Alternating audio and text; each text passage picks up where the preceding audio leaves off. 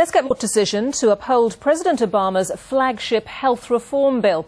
Opponents hoped that the bill's requirement that all Americans should have health insurance or pay a penalty would be declared unconstitutional. President Obama says the decision is a victory for all Americans. The result is a major boost to his election campaign. But the Republican challenger for the presidency, Mitt Romney, said the health care bill was a bad law, which he will fight all the way. What the court did not do on its last day in session, I will do on my first day if elected President of the United States. And that is, I will act to repeal ObamaCare. Let's make clear that we understand what the court did and did not do. What the court did today was say that ObamaCare does not violate the Constitution. What they did not do was say that ObamaCare is good law or that it's good policy. Obamacare was bad policy yesterday. It's bad policy today. Obamacare was bad law yesterday.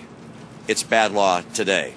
Republican presidential nominee Mitt Romney there. Well, let's talk now to Ford O'Connell, who's a Republican strategist and former presidential campaign advisor for John McCain and Sarah Palin. He's in our Washington studio. Thanks for joining us on BBC News. This is a victory for President Obama, perhaps a Pyrrhic victory, though, because clearly it gives Mitt Romney something to get his teeth stuck into. Absolutely. While this is certainly a political victory for President Obama, it gives Mitt Romney a campaign issue to run on.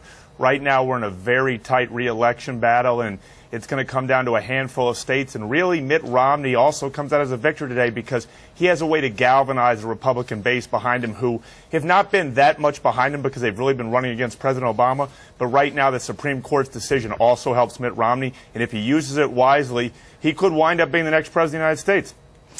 As an American citizen and a political strategist and advisor, perhaps you could say and explain for us why this issue of health care insurance is such a divisive one for Americans. Well, it's a divisive issue, particularly for conservatives, but also for Americans, because it is seen as the government laying a tax on you to buy insurance. If you do not buy health care insurance, the government can fine you. And for a lot of Americans, that sort of impinges on their individual freedom. And overall, you know, a lot of Americans see that the cost of their health care could go up. Look, a lot of Americans don't think that the health insurance industry in America is working very well, but about 75% of them are very satisfied with what they have, but they do think we can do better.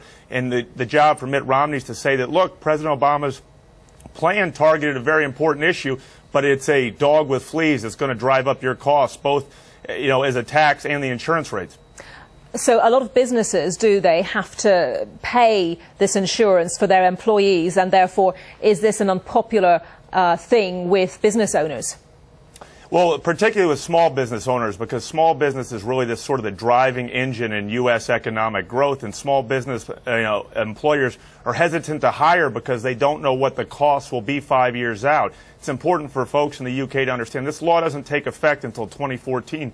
So small business owners are very worried about what other additional regulations this 2,700-page bill could put on them.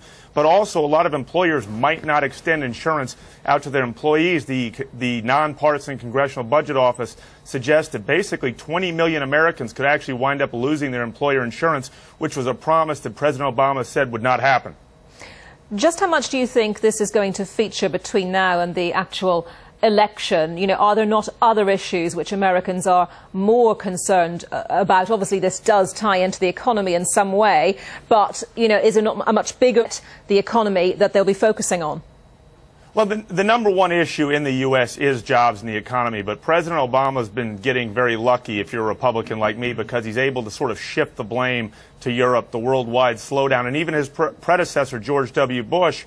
But with the health care law, he can't shift the blame to anyone else. And frankly today, believe it or not, in a great political irony, it was George W. Bush who actually helped President Obama get this law through the Supreme Court, because the swing vote was a Chief Justice John Roberts, and that was a Bush appointee. So in a great irony, while President Obama has been out blaming George W. Bush for the economy, it was actually George W. Bush's appointee who helped him get it through the Supreme Court. An irony indeed. Ford O'Connell, thank you very much. Absolutely. Thank you.